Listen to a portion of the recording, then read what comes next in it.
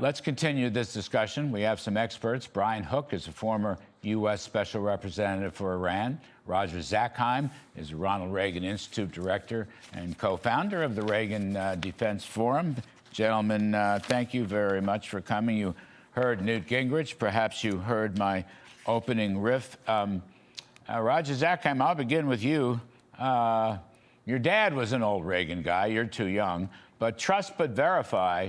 There is nothing Iran has ever done to merit any trust because they will never allow anyone to verify what they do. There's a long history of that, including the International Atomic Energy Agency, or whatever it's called.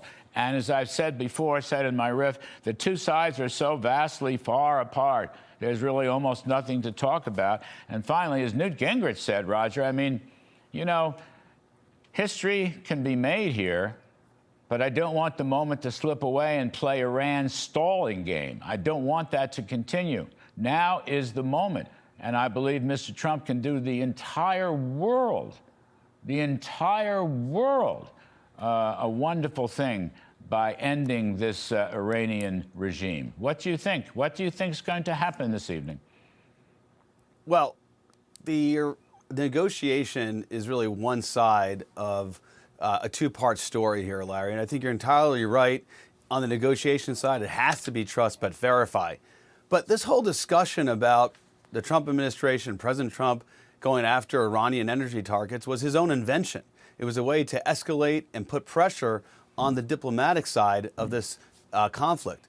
But all the while this is happening, and we saw this overnight, the U.S. military, Central Command, continues to take out targets, weakening the regime, including Karg Island. So what I see happening here is while President Trump distracts the world, including our own Congress, with the diplomacy and the possibility of this escalation, our military is, as we speak, doing what it takes to open the Strait of Hormuz through U.S. force. And he's about 2 to 3 weeks away from doing that. The real window here of opportunity is right now, as you mentioned. He's got about 60 days before really the legal issues start becoming a problem for the Trump administration. So I see actually really creativity on the part of President Trump, where the diplomacy is the distraction. What you really need to look at is what our military is doing with these strikes day after day, which is really not part of the negotiation that's being discussed. No, I think it's a great point. You know, Brian Hook, this is Mr. Trump's psychological warfare, and he plays it brilliantly, and he wants all the chess pieces to be in the right spots on the board. And the U.S. military, which has done such a fabulous job, you know, just recently rescuing the last airmen of the downed F-35, I mean, Iran can't possibly deal with that. So attacking Karg last night, I think, is very important, and I think it's a harbinger of the future. I mean, I think, in a sense, it's already 8:01, and it's already 8:05, and our Pentagon, our military, they are making the final push, Brian Hook. That's what it seems like to me. Yeah, Larry, I think you're right. And what does it say about Iran's behavior that they would rather absorb potentially devastating attacks rather than give up their ambitions to become a nuclear weapon state? And I think the fact that the Iranian diplomatic channel seems to be mostly dead is quite telling, because it shows, as you said at the top of the hour, getting a nuclear weapon is absolutely central to Iran's future projection of power capabilities. And we have seen just how violent and destabilizing this regime is without a nuclear weapon. And President Trump is trying to create, the purpose of this operation is to ensure that we never face an Iranian regime with a nuclear weapon. This is a challenge which presidents going back to Bill Clinton have been trying to manage but never resolve.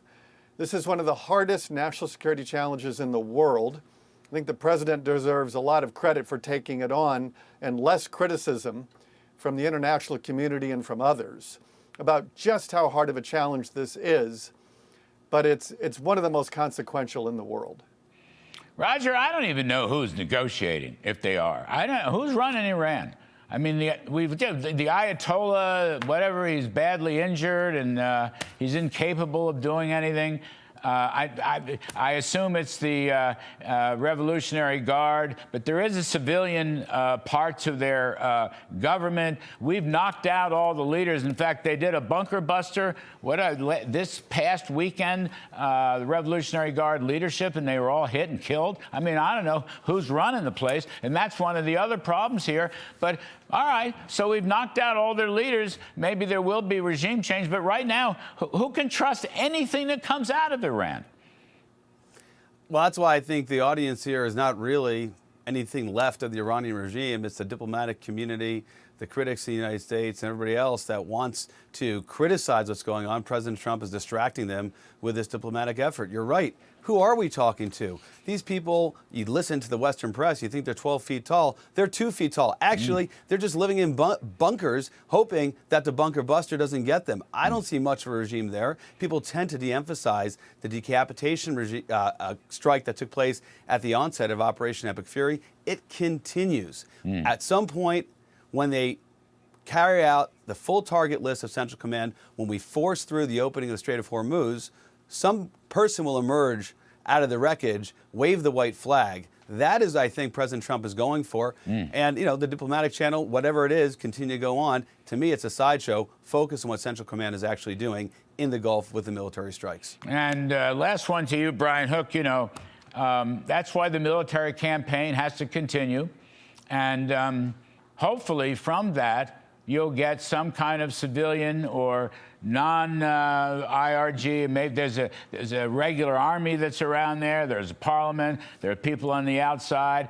I mean, I don't think we've had true regime change. I think decimating and decapitating Iran is exactly what the right thing to do. You know, we've got special forces, special operators. We've got SEALs. We've got Marines to finish it off. I think we're going to take the Strait of Hormuz right away.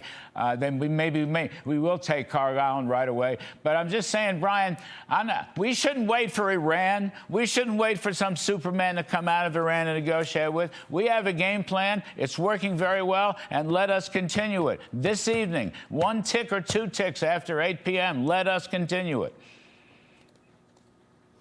Yeah, I think the Iranian diplomatic channel is in total disarray. It's probably, I mean, the president always keeps the door open for diplomacy. He did it in the first term. He did it in the second term.